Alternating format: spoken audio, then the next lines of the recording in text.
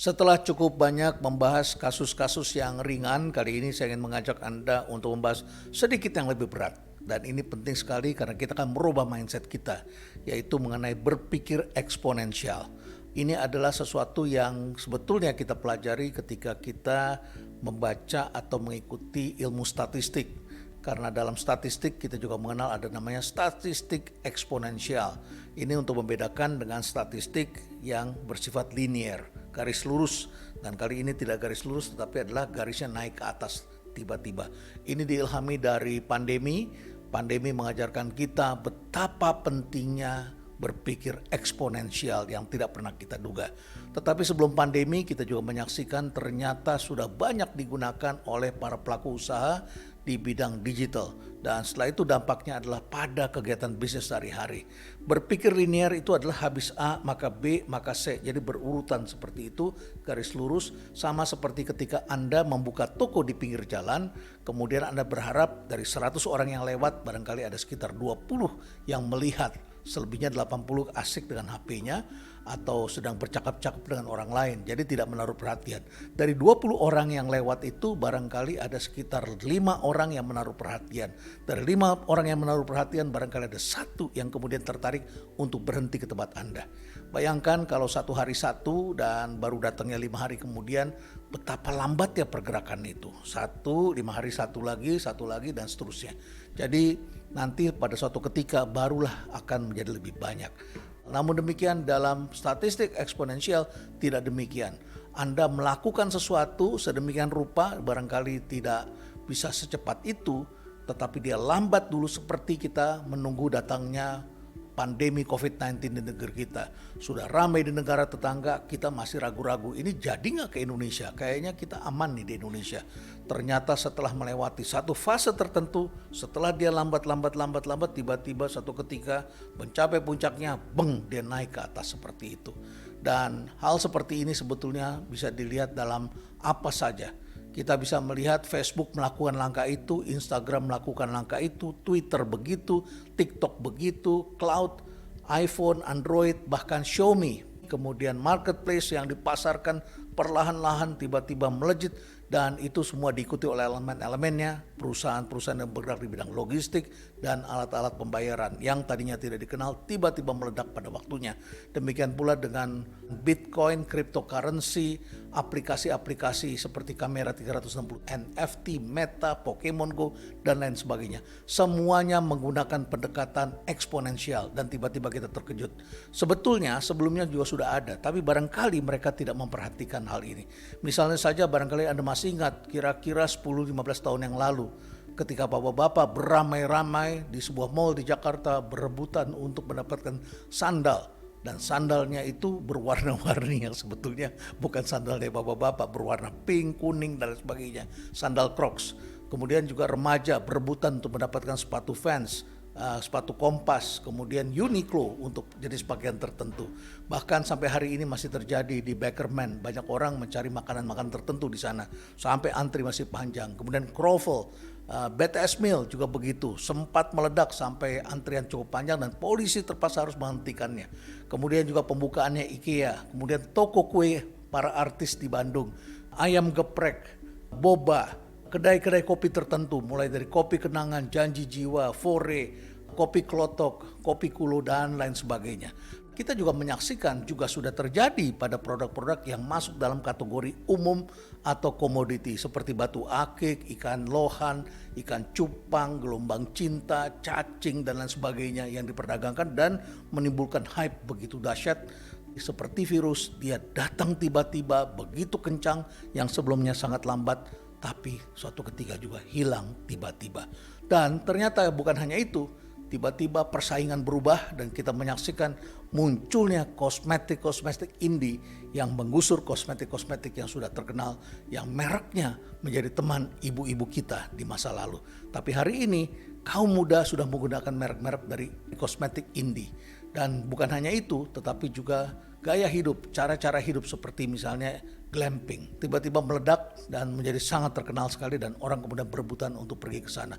Jadi dalam kehidupan ini ada banyak sekali termasuk sejumlah penipuan, apakah itu yang namanya binomo, robot trading, kemudian MLM dengan skema Ponzi dan lain sebagainya. Apapun yang bergerak secara tiba-tiba yang sebelumnya tidak dikenal, tiba-tiba dia melejit, itu adalah sebuah pendekatan eksponensial. Jadi bagaimana kita memahaminya tentang cara berpikir atau mindset yang linear ini dengan yang bersifat eksponensial, melejit naik ke atas tiba-tiba seperti itu. Mari kita lihat. Pendekatan linear adalah pendekatan yang normal terjadi dan digunakan oleh semua pelaku usaha, terutama adalah dalam keadaan tidak terjadinya goncangan-goncangan atau belum ada teknologi baru. Begitu ada teknologi baru, semuanya menggunakan teknologi yang disebut digital, tiba-tiba menggunakannya dengan jaringan yang sangat besar. Dan kalau bersifat linear, maka kita melakukan sesuatu proyeksi atau permintaan atau barangkali adalah upaya marketing dari apa yang sesuatu bisa kita lihat ke depan. Dari 1 ke 2, 2 ke 3 dan seterusnya. Habis A maka B, B maka C dan seterusnya. Jadi step by step secara linear yang bisa kita lihat. Sedangkan pendekatan eksponensial ini adalah pendekatan yang bersifat imajinatif. Dan seringkali mereka berani mengambil langkah dari sesuatu yang ada atau sesuatu yang belum ada. Kalau sesuatu yang sudah ada, mereka gunakan cara berpikir baru. Bagaimana caranya agar ini bisa didongkrak naik ke atas. Tapi resikonya adalah kalau dia sudah naik ke atas, hati-hati. Harus disiapkan gelombang berikutnya lagi untuk naik ke atas. Kalau tidak, ini juga akan hilang sekejap begitu saja. Sama seperti McDonald BTS Meal lah. Ya, begitu digenjot itu hanya bisa dilakukan dalam jangka waktu tertentu yang sangat singkat. Saya kira McDonald sangat pandai, dia perlu melakukan itu dan pilihannya adalah pada boy band BTS dan mereka melakukannya pada satu fase waktu yang sangat pendek. Tetapi itu sudah menimbulkan pembicaraan yang sangat ramai terkait dengan McDonald BTS Meal ini. Setelah itu mereka akan menciptakan lagi hal yang baru. Jadi yang di sini bersifatnya linear, tumbuh secara normal, tetapi dia bisa barangkali akan abadi.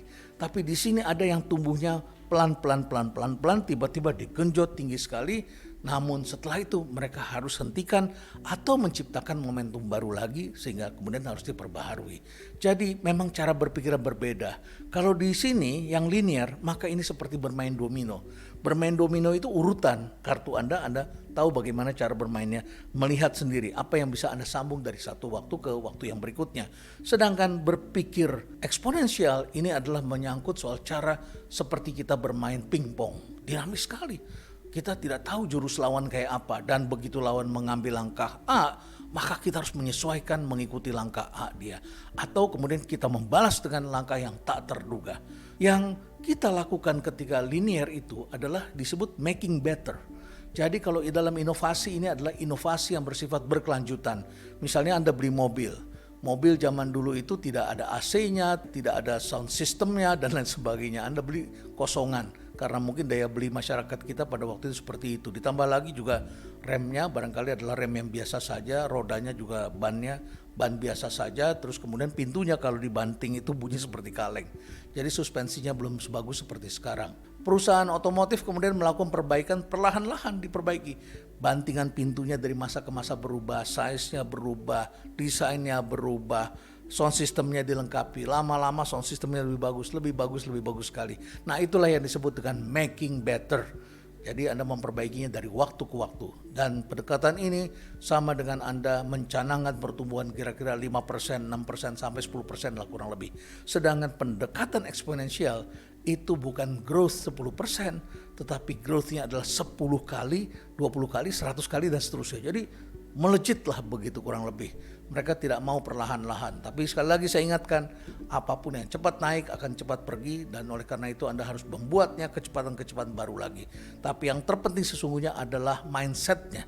Dan mindsetnya bagaimana? Kalau di sini making better, maka di sini di exponential ini adalah making different. So you have to create something different. Bahkan dikatakan untuk mencari solusi-solusi hari ini Anda harus memulai dari radical problem. Apa persoalan radikal yang ada dalam society Anda? Dan Anda harus perhatikan itu selama bertahun-tahun tidak bisa diselesaikan, tidak bisa diatasi.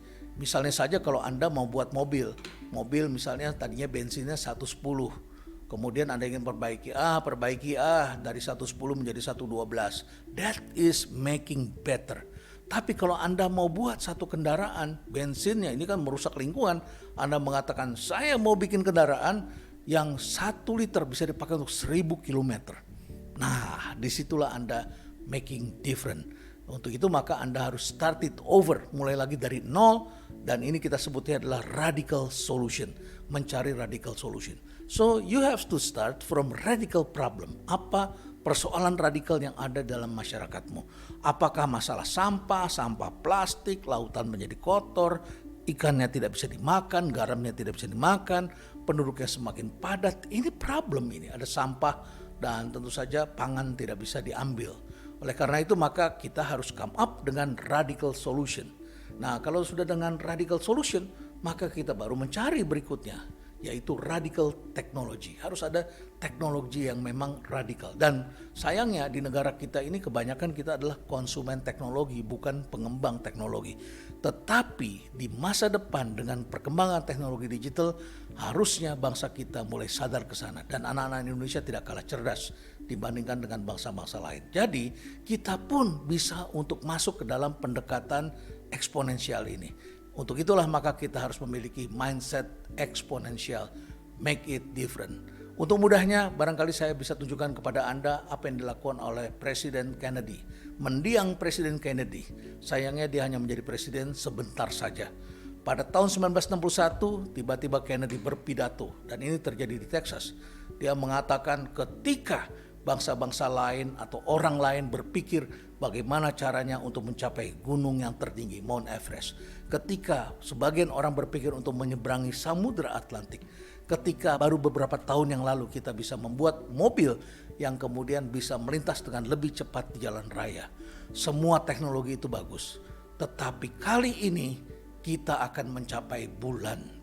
Kenapa Kennedy mengatakan begitu? Tentu saja konteksnya adalah lagi-lagi ini perang yang terus berkelanjut seperti yang Anda lihat sehari ini. Amerika dan sekutunya dan NATO misalnya berperang melawan Rusia. Dan dari dulu musuhnya seperti itu. Cuma dulu Rusia itu masih menjadi Uni Soviet. Mereka dulu menyaksikan Uni Soviet sudah mencapai luar angkasa terlebih dahulu dengan Sputnik. Amerika tidak rela. Maka Amerika di bawah Presiden Kennedy mengatakan, we want to go to the moon and bring them back safely to the earth. Dan membawa semua astronot kita ke bulan, kemudian membawa kembali ke bumi ini dengan selamat dalam waktu 1 dekade. Kennedy sangat rasional, dia tidak ingin buru-buru karena dia tahu persis ini prosesnya adalah menghadapi uncertainty, menghadapi ketidakpastian. Dan karena bukan making better, bukan membuat kendaraan yang diperbaiki terus-menerus, tetapi harus membuat kendaraan baru. Kendaraan ini adalah roket yang bisa menembus ke luar angkasa dan membawa orang dengan selamat sampai di bulan. Kenapa kita melakukan itu? Kennedy kemudian menjawab, karena 2 hal.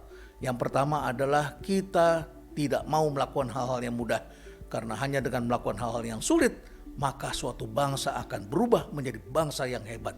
Dan Kennedy benar, walaupun dia sudah tidak ada, kita menyaksikan Amerika menjadi penguasa luar angkasa, teknologi udara dalam alusista maupun dalam transportasi yang kita ketahui luar biasa sekali majunya. Semua itu adalah berawal dari mimpi besar untuk terbang ke bulan tadi. Nah, yang kedua adalah dia katakan, kenapa kita harus ke bulan? Karena kita tidak mau dibokongi oleh Uni Soviet. Kalau mereka sudah lebih dulu sampai di bulan, maka merekalah yang akan melihat kita dari bokong mereka. Kita dipantatin oleh bangsa ini. Kennedy mengatakan, we have to start it over again. Mulai lagi dari scratch dan memikirkan itu. Kita akan selesaikan semua persoalan-persoalan. Sayangnya Kennedy kemudian keburu meninggal dunia. Dia mati ditembak dan bangsa ini memang bangsa besar. Suatu bangsa besar bukan saling menghancurkan antara satu pemimpin dengan pemimpin sebelumnya. Tetapi pemimpin itu meneruskan walaupun mereka berbeda ideologi. Mereka meneruskan impian Kennedy, melakukan riset mengenai luar angkasa. Di NASA mereka berjuang mencari PhD terbaik, menghitung, melakukan studi mengenai matematika, rumus-rumus baru mereka kembangkan, engineering baru, mesin yang tidak mudah terbakar, bahan-bahan yang tidak mudah untuk retak dan lain sebagainya. Dan itu membutuhkan waktu bertahun-tahun. Kita ketahui tidak mudah karena beberapa percobaan yang dilakukan, peluncuran-peluncuran Apollo, kita ketahui juga meledak, banyak korban yang sudah mati. Tapi kemudian akhirnya tercapailah pendaratan manusia pertama pada bulan Juli 1969, Neil Armstrong. Kemudian dikenal dengan statementnya, sebuah langkah kecil manusia merupakan lompatan besar humankind. Dan ini adalah lompatan besar bagi peradaban kalau Anda percaya bahwa ini benar-benar mereka mendarat ke bulan. Karena ada juga teori konspirasi yang mengatakan sebetulnya tidak ada karena mereka fotonya di studio. Saya tidak tahu persis mana yang benar.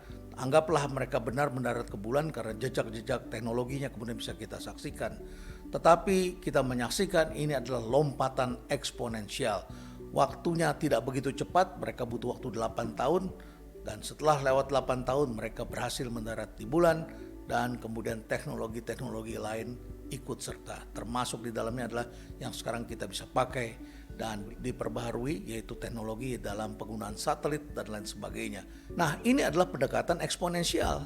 Kita harus tahu bahwa apa yang kita lakukan dengan bersungguh-sungguh kalau kita lakukan dengan different dan kemudian kita terapkan strategi yang benar, maka segala sesuatu bisa berkembang secara eksponensial. Kalau Anda masih belum jelas juga, saya ingin jelaskan kepada Anda apa yang bisa saya tunjukkan di tempat kami di Rumah Perubahan. Beberapa waktu yang lalu saya ingin mempunyai kolam dan kolam itu kemudian saya taruh ikan di dalamnya. Tapi saya melihat ikan-ikan saya sering kepanasan. Oleh karena itu maka saya ingin menaruh semacam eceng gondok, tanaman air yang ada di atas yang bisa mengapung di atasnya. Tanaman air ini bernama kapu-kapu, jadi bukan eceng gondok. Kapu-kapu ini saya ambil dari Lembang, saya dapat satu, kemudian saya taruh di sana. Ikan senang dan kelihatannya kehidupan kemudian bergerak, ada oksigen karena kami taruh gelembung udara di dalamnya. Dan kapu-kapu mempunyai karakter yang agak sama dengan eceng gondok. Kalau kita taruh satu, kita lama menunggunya selama 1-2 minggu. Tetapi setelah 4 minggu, 5 minggu, 1 bulan, 2 bulan, tiba-tiba kolam kita penuh begitu padat. Ini kan sama dengan pertumbuhan virus. Virus itu bergerak secara eksponensial. Dalam ekonomi kita mengatakan ada exponential growth dan setelah itu ada yang disebut dengan exponential decay. Terkait hal ini saya barangkali ingin mengutip apa yang pernah disampaikan oleh penyair Khalil Gibran. Dia mengatakan jika engkau telah mencapai puncak yang tertinggi dari sebuah gunung, maka keinginan dari seorang pendaki adalah tidak lain ingin kembali turun dan tinggal bersama mereka yang hidup di bawah. Oleh karena itu maka segala sesuatu yang mencapai puncaknya satu ketika juga sudah pasti akan turun ke bawah. Ini hukum alam, ini adalah pola yang dipelajari oleh para ahli. Dan oleh karena itu bangsa-bangsa yang telah mencapai puncak, sebut saja Korea, Israel dan sebagainya, yang dulu pernah mengalami kesulitan yang lebih berat daripada kita, sekarang telah menjadi bangsa yang tumbuh begitu luar biasa, memiliki suatu kecemasan. Kecemasannya adalah kalau suatu ketika mereka akan mengalami masa-masa penurunan. Seperti yang sekarang terjadi di Amerika dan sejumlah negara di Eropa. Beberapa waktu yang lalu ada seorang ahli manajemen yang mengatakan ada 3 hal yang biasa dilakukan oleh manusia ketika mereka menghadapi rintangan. Rintangan itu ibaratnya sebuah gunung.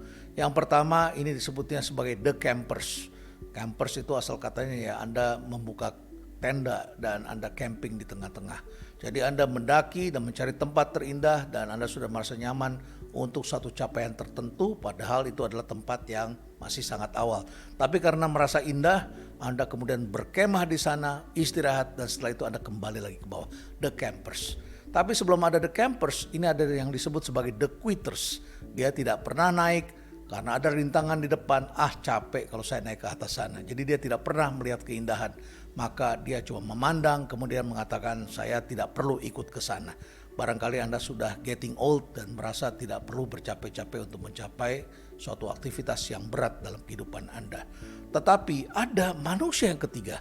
Ini disebut sebagai the climbers. Climbers adalah para pendaki. Para pendaki ini hobinya adalah naik ke atas. Setelah sampai ke atas, ya seperti kata Khalil Gibran tadi, turun lagi ke bawah.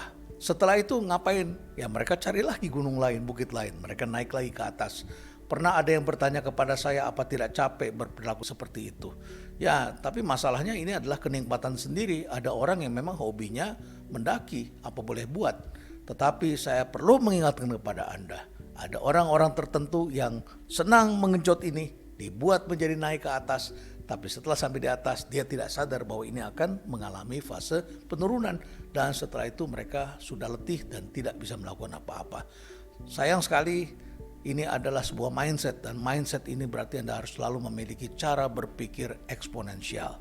Kita semua menghadapi ketidakpastian. Anda yang berhasil hari ini pun jangan anggap bahwa Anda akan berhasil selama-lamanya. Produsen lampu Philips pernah mengalami convert zone ketika bertahun-tahun mereka sukses, sampai satu ketika mereka mengatakan, ternyata sudah ada produsen lampu lain. Maka mereka kemudian mencoba untuk melepas sangkar mereka dari hanya sebagai produsen lampu bohlam. Mereka kemudian berevolusi menjadi produsen lain-lainnya. Dan sekarang kalau Anda masuk rumah sakit, sejumlah alat-alat kesehatan yang sangat modern itu adalah mereknya Philips. Sama juga dengan Fuji. Ini berbeda dengan strategi yang ditempuh oleh Kodak. Kodak dan Fuji sama-sama pembuat film roll. Tetapi yang satu selesai, yang satu berevolusi, naik lagi, mencoba lagi mencari medan-medan baru. Dan sampai hari ini Fuji masih eksis. Lantas strategi apa yang perlu dikembangkan dalam menghadapi situasi yang tidak pasti seperti ini? Tentu yang pertama, kalau Anda menyukai perubahan, Anda tokoh perubahan, Anda perlu melakukan turn around. Turn around itu artinya untuk melompat kembali ke atas. Dan untuk itu maka Anda harus memiliki yang disebut exponential mindset. Karena hari ini growth itu harus didrive menjadi eksponensial. Sayangnya kalau sudah eksponensial, ada juga kelompok orang yang ingin menikmati menjadi the campers, bahkan ada yang the quitters. Itu yang pertama. Yang kedua, tentu saja kita harus bangun culture of creativity. Jadi culture-nya adalah culture atau budaya kreatif. Dan untuk mendapatkan culture kreatif ini, kita memerlukan orang-orang yang siap untuk menerima tahapan-tahapan frustasi.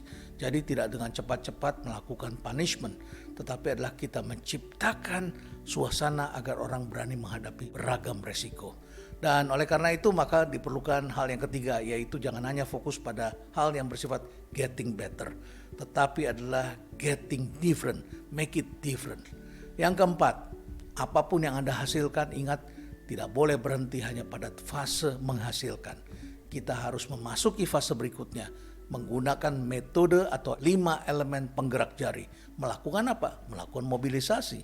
Di zaman super apps ini, kita semua perlu melakukan langkah baru dari marketing menjadi mobilization, dari management menjadi orchestration. Jadi ada mobilisasi dan orkestrasi. Anda saya sarankan untuk membaca buku yang, mohon maaf saya harus ceritakan, ini buku saya sendiri yang bukunya ada di belakang saya ini, yang berwarna hijau ini. Judulnya adalah #MO, mobilisasi dan orkestrasi. Dan supaya bisa bergerak cepat, maka diperlukan adanya story behind dari produk yang kita hasilkan. Dan itu harus dibangun secara konsisten. Tapi terlepas dari semua itu, kita memerlukan cara berpikir yang disebut dengan exponential mindset. Exponential mindset inilah yang kemudian menghasilkan langkah-langkah yang sifatnya eksponensial, tapi setelah itu juga menghasilkan eksponensial berikutnya, sehingga menjadi culture-nya tidak hanya culture of creative, tapi adalah culture always exponential growth. Dan harap diingat, setiap kali ada growth akan ada sejumlah produk, brand atau apapun yang juga akan mengalami decay atau akan punah. Stay relevant.